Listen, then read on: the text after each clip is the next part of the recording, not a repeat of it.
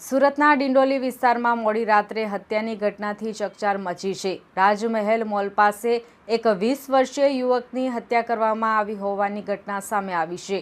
ઘટનાની જાણ થતાં જ ડિંડોલી પોલીસ તાત્કાલિક સ્થળ પર પહોંચી તપાસ શરૂ કરી છે।